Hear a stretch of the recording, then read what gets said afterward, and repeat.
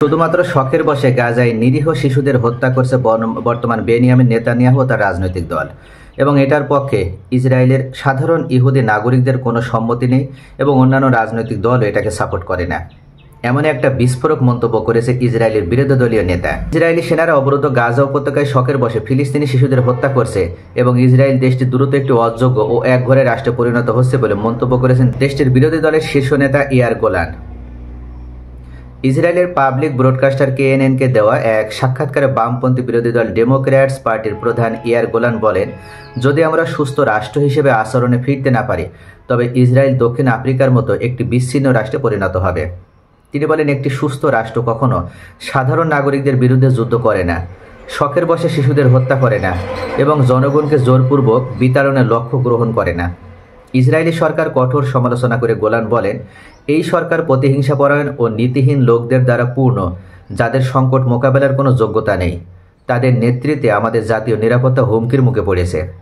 বিরোধী নেতা গোলানের বক্তব্য প্রকাশিত হওয়ার পর ইসরায়েলের ক্ষমতাসীন মহলে তাৎক্ষণিক প্রতিক্রিয়া দেখা যায়। প্রধানমন্ত্রী বেনিয়ামিন নেতানিয়াহু গোলানের মন্তব্যকে রক্তপাতের অপবাদ ও বন্য উস্কানি বলে আখ্যায়িত করেন। এক বিবৃতিতে নেতানিয়াহু বলেন, আমি ইসরায়েলের সাহসী সেনা ও রাষ্ট্রের বিরুদ্ধে ইয়ার গোলানের এই উগ্র উস্কানির তীব্র নিন্দা জানাই। ইসরায়েলি সেনাবাহিনী বিশ্বের সবচেয়ে নৈতিক বাহিনী। চরম ডানপন্থী জাতীয় নিরাপত্তা মন্ত্রী ইতামার বেনগাবির গোলানকে ইহুদি বিরোধী রক্ত অপবাদ ছড়ানো ব্যক্তিত্ব হিসেবে অভিহিত করে দাবি করেন তিনি ফিলিস্তিনের স্বাধীনতাকামী গোষ্ঠী হামাসের ন্যায় কথা বলছেন। এছাড়া যোগাযোগ মন্ত্রী শুলোমো কারোহি গোলানকে সন্ত্রাসী বলে অভিহিত করেন এবং অভিযোগ করেন তিনি ইসরায়েলের সেনাদের নিরাপত্তা ও গণতন্ত্রকে ক্ষতিগ্রস্ত করছেন।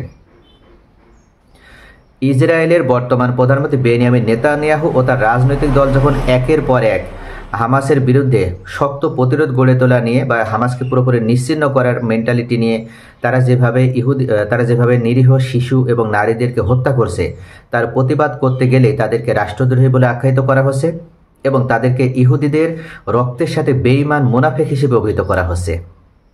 অর্থাৎ বর্তমান বেনিয়ামিন নেতানিয়াহু তার রাজনৈতিক দলই মূলত এই হত্যাকাণ্ডের সাথে পুরোপুরি জড়িত। সাধারণ যে ইহুদিরা রয়েছে তাদেরকেও এক প্রকার ভিকটিম করে রাখা হয়েছে দেশের ভিতরে। অর্থাৎ তারা চাইলেও কোনো ধরনের প্রতিবাদ করতে পারছে না, তারা চাইলেও কোনো ধরনের কথা বলতে পারছে না।